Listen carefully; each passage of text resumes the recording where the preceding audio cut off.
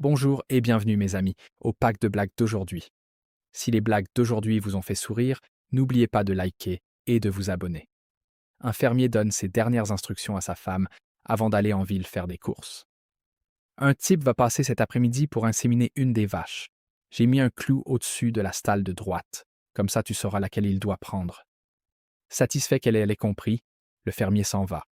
Cet après-midi-là, l'inséminateur arrive et la femme le conduit directement à la stalle désignée. C'est cette vache, dit-elle avec confiance. Il jette un coup d'œil au clou et demande Il sert à quoi? Elle hausse les épaules. Je suppose que c'est pour accrocher votre pantalon. Alors ce vieux papy se fait déposer à la maison de retraite par son fils. Il est un peu déprimé au début. Il ne sait pas s'il va aimer l'endroit, mais il se dit Bon, je vais essayer pour faire plaisir aux gamins. Le lendemain matin, il se réveille. Et là, boum, la trique du siècle. Sans prévenir, une aide-soignante canon entre, se penche, et sans un mot, elle s'occupe de l'affaire directe. Ouais. Le papy est sous le choc, mais carrément aux anges. Il attrape le téléphone, appelle son fils. Mon gars, t'as visé juste. J'adore cet endroit. Le fils. Waouh, vraiment, il s'est passé quoi?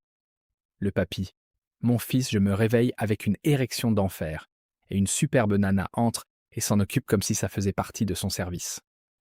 Le fils rigole. Putain, papy, c'est génial.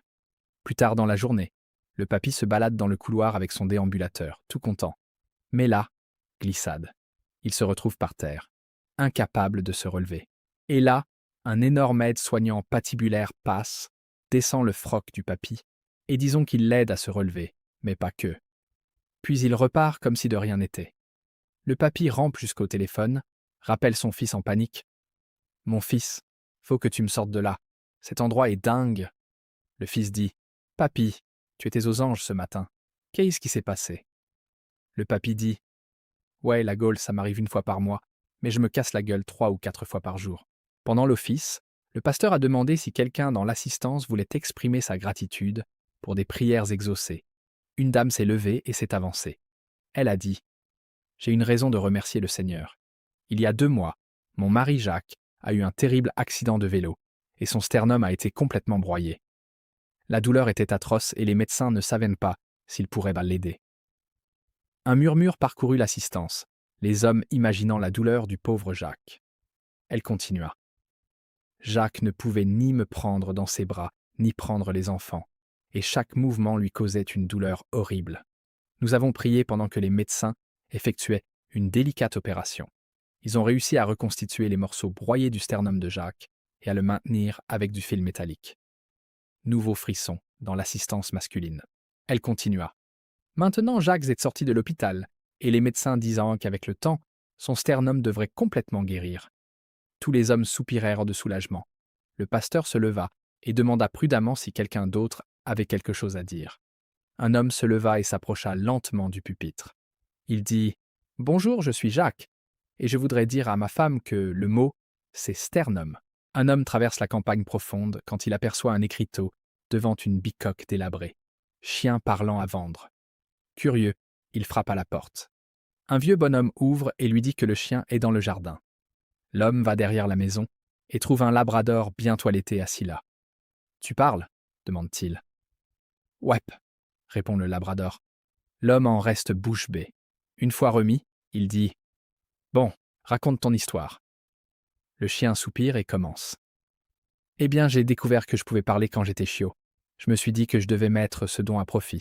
Alors je l'ai dit à la DGSE. Ils m'ont recruté illico, et avant même de m'en rendre compte, je voyageais partout dans le monde, assistant à des réunions avec des chefs d'État et des espions. Personne ne se doutait qu'un chien pouvait être une taupe. J'ai été leur meilleur agent pendant 8 ans, mais tous ces voyages m'ont épuisé. Alors j'ai pris un boulot dans la sécurité à l'aéroport, à Asagaï. Je reniflais les trafiquants, je démasquais les criminels, j'ai même eu des médailles. Puis j'ai rencontré l'amour de ma vie, je me suis posé, j'ai eu une portée de chiot, et j'ai pris ma retraite. Maintenant, je profite tranquille. L'homme est stupéfait. Il rentre précipitamment et demande au propriétaire. « Combien pour le chien ?»« 10 €, dit le vieux. « 10 €? Ce chien est incroyable. Pourquoi si peu ?» Le propriétaire secoue la tête. Parce que c'est un menteur. Il n'a jamais quitté le jardin. Un professeur demande à sa classe. Si 5 oiseaux sont sur une clôture et que vous en tirez un, combien en reste-t-il? Elle interroge le petit Kevin. Aucun. Les autres s'envolent après le premier coup de feu. Le professeur sourit. La bonne réponse est 4, mais j'aime ton raisonnement. Kevin sourit. Maintenant, j'ai une question pour vous. 3 femmes sont assises sur un banc, en train de manger une glace. La première lèche les contours, la deuxième mord dans le cornet, la troisième mange vite fait. Laquelle est-ce mariée? Le professeur rougit et répond, hésitante. Je suppose que c'est celle qui mange vite. Non, répond Kevin. C'est celle qui porte une alliance. Mais j'aime votre raisonnement. Un prêtre meurt et attend son tour à la porte du paradis. Devant lui se tient un homme habillé d'un jean, d'une chemise hawaïenne et de lunettes de soleil. Saint-Pierre interroge ce type. Qui êtes-vous, afin que je sache si je dois vous admettre au royaume des cieux? L'homme répond. Je suis Jojo Lafrite, ancien contrôleur aérien. Saint-Pierre consulte sa liste. Il sourit et dit au contrôleur. Prenez cette robe de soie et ce bâton doré, et entrez dans le royaume. Le contrôleur entre au paradis avec sa robe et son bâton. C'est ensuite au tour du prêtre. Il se tient droit et déclare d'une voix forte. Je suis le père Joseph, curé de la paroisse Sainte-Marie, depuis 43 ans. Saint-Pierre consulte sa liste. Il dit au prêtre. Prenez cette robe de coton et ce bâton de bois, et entrez dans le royaume. Un instant, dit le prêtre. Cet homme était contrôleur aérien, et il a une robe de soie et un bâton doré. Comment ça se fait? Ici, on travaille avec les résultats, dit Saint-Pierre. Pendant que vous prêchiez, les gens dormaient. Pendant qu'il dirigeait le trafic, les gens priaient. Un mari et sa femme font leurs courses au supermarché du coin. Le mari prend un pack de Kronenbourg et le jette dans le caddie. La femme demande immédiatement. « Qu'est-ce que tu crois que tu fais ?» « Elles sont en promo. 10 € les 24 canettes, répond-il. « Remets-les, on n'a pas les moyens, ordonne-t-elle. Quelques rayons plus loin, la femme prend un pot de crème-visage à 30 € et le met dans le caddie. Le mari hausse un sourcil. « Qu'est-ce que tu crois que tu fais ?»« C'est ma crème, elle me rend belle, dit-elle. Le mari, sans sourciller, répond. « La bière aussi, et elle coûte 3 fois moins cher. Un homme va rendre visite à ses grands-parents et est choqué de voir son grand-père assis sur le porche, dans un fauteuil à bascule, vêtu seulement d'une chemise. Rien en bas. « Papy, qu'est-ce que tu fais? T'es là, tout nu pour que tout le monde te voie. Ah !» Le vieil homme regarde au loin, sans rien dire. « Sérieusement, papy, pourquoi t'es assis là à moitié à poil ?» Lentement, le grand-père se tourne vers lui et dit « Eh bien, la semaine dernière, je me suis assis là sans chemise et j'ai attrapé un torticolis. C'était l'idée de ta grand-mère. Un dimanche, dans une petite église de campagne, au milieu de l'office. Pouf, un nuage de fumée apparut, et Satan en personne se tenait là. Les fidèles se mirent immédiatement à hurler et à courir vers les sorties, se marchant dessus dans leur fuite. En quelques secondes, l'église était vide, à l'exception d'un vieux monsieur assis calmement sur son banc. Satan s'approcha de lui et dit « Tu sais qui je suis ?» L'homme répondit « Ouais, bien sûr. » Satan fronça les sourcils. « Tu ne vas pas t'enfuir ?»« Non, sûrement pas, » dit l'homme. Satan haussa un sourcil. « Et pourquoi n'as-tu pas peur de moi ?» Le vieil homme se renversa sur son banc et dit « Mon garçon, ça fait 48 ans que je suis marié à ta sœur. 2 charmantes petites vieilles se promenaient en voiture dans leurs grosses guimbardes. Aucune des deux ne voyait vraiment par-dessus le tableau de bord, mais ça ne les empêchait pas de sillonner la ville. Au premier carrefour, le feu était bien rouge et elles passèrent dans tout droit.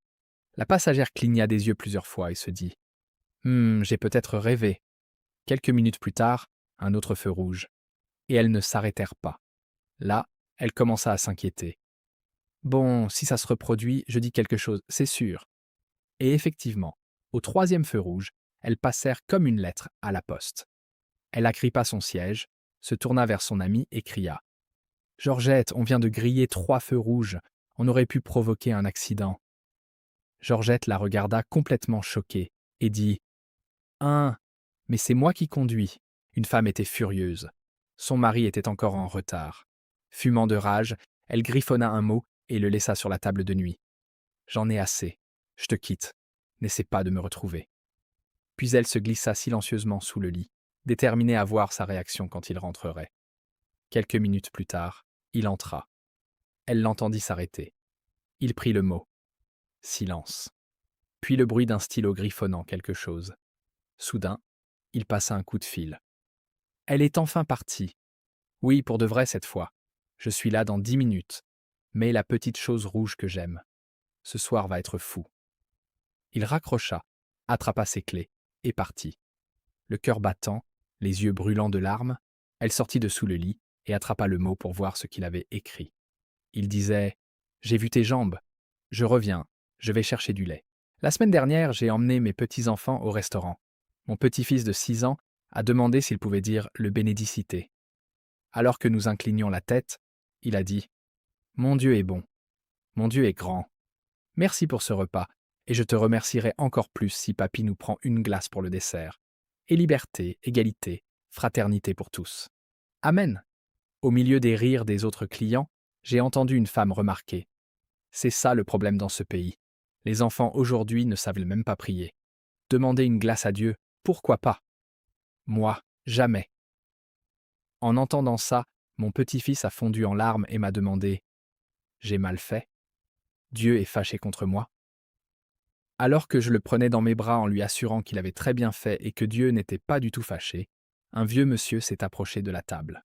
Il a fait un clin d'œil à mon petit-fils et a dit « Figure-toi que je suis au courant, Dieu a trouvé que c'était une super prière. » « Vraiment ?» demanda mon petit-fils. « Croix de bois, croix de fer, » répondit l'homme. Puis, dans un murmure théâtral, il ajouta en désignant la femme dont la remarque avait déclenché tout ça.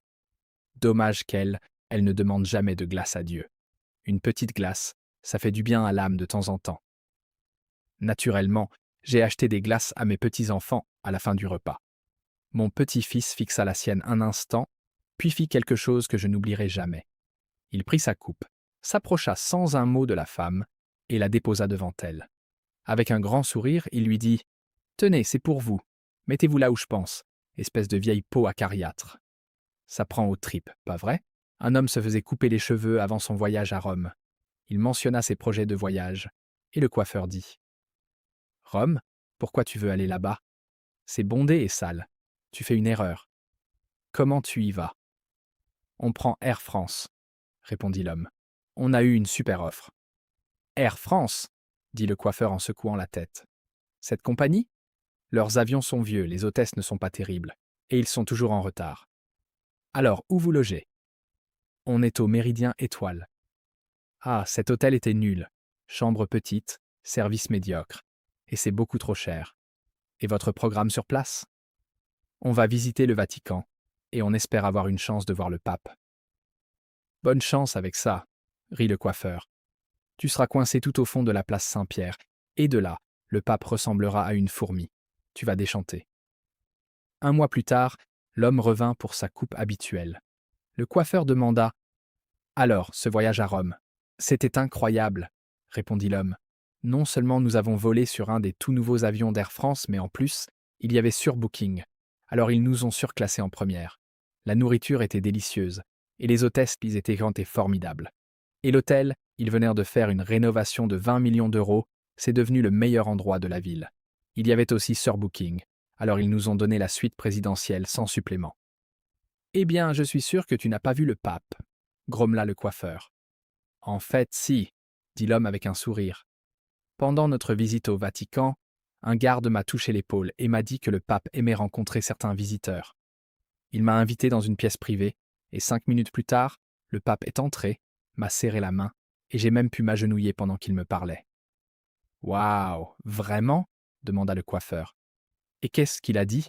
L'homme sourit et répondit. « Il a dit, mon fils, j'ai visité de nombreux pays, rencontré d'innombrables personnes, et salué des foules depuis mon balcon.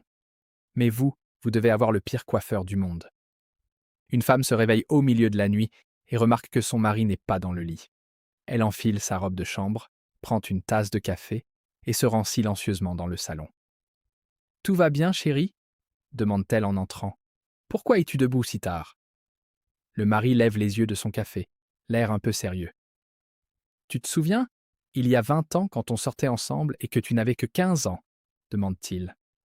Oui, bien sûr, répond-elle en souriant. Le mari fait une pause, cherchant ses mots. Tu te souviens quand ton père nous a surpris? Disons qu'on était dans de beaux draps.